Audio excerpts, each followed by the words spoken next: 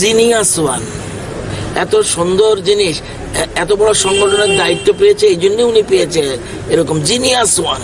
এরকম কল্পনা করা যায় না। কোনো রাজনৈতিক দলের মধ্যে, মানে বিজেপি ছাড়া অন্য কোনো রাজনৈতিক দলের মধ্যে এমন প্রতিভা ব্যক্তিত্ব আছে কিনা আমার সন্দেহ হয়। Genius one.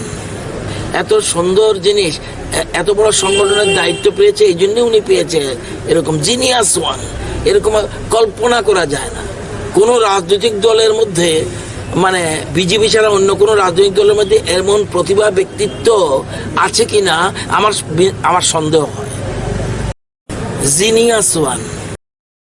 একটি ব্যাগ নিয়ে সে সাসপিশিয়াসলি ঘোরাফেরা করছে, তখন তাকে আমরা আমাদের স্টাফ আটক করে যখন তার ব্যাগ তল্লাশি করা হয়, তল্লাশি করে তার ব্যাগ থেকে একটি 7.65 mm একটি ইলিগাল স্মল ফায়ার আর্মস, লগে দুটি ম্যাগজিন এবং দুটি লাইভ কার্টেজেস উদ্ধার করি আমরা তার কাছ থেকে।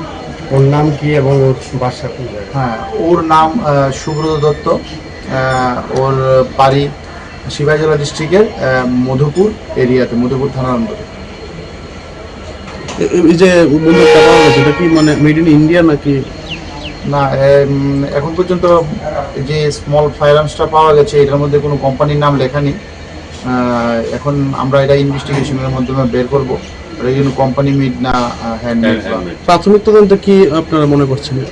প্রাথমিক যে জিজ্ঞাসাবাদে সে জানিয়েছে যে সে এটি বিহারের ভাগলপুর থেকে এটি এনেছে এবং এটা মধুপুর এরিয়াতে এনে সে বিক্রি করার উদ্দেশ্যে, তাদের একটা র্যাকেট আছে, ওই র্যাকেটের মাধ্যমে এটা বিক্রি করার উদ্দেশ্যে সে এনেছে।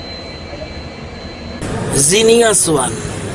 এত সুন্দর জিনিস, এত বড় সংগঠনের দায়িত্ব পেয়েছে, এই জন্য উনি পেয়েছে এরকম জিনিয়াস ওয়ান। এরকম কল্পনা করা যায় না। কোনো রাজনৈতিক দলের মধ্যে, মানে বিজেপি ছাড়া অন্য কোনো রাজনৈতিক দলের মধ্যে এমন প্রতিভা ব্যক্তিত্ব আছে কিনা আমার সন্দেহ হয়। Genius one. এত সুন্দর জিনিস, এত বড় সংগঠনের দায়িত্ব পেয়েছে, এই জন্য উনি পেয়েছে এরকম জিনিয়াস ওয়ান। এরকম কল্পনা করা যায় না। কোনো রাজনৈতিক দলের মধ্যে, মানে বিজেপি ছাড়া অন্য কোনো রাজনৈতিক দলের মধ্যে এমন প্রতিভা ব্যক্তিত্ব আছে কিনা আমার সন্দেহ হয়।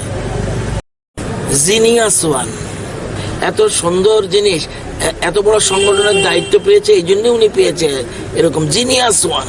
এরকম কল্পনা করা যায় না। কোনো রাজনৈতিক দলের মধ্যে, মানে বিজেপি ছাড়া অন্য কোনো রাজনৈতিক দলের মধ্যে এমন প্রতিভা ব্যক্তিত্ব আছে কিনা আমার সন্দেহ হয়। Genius one.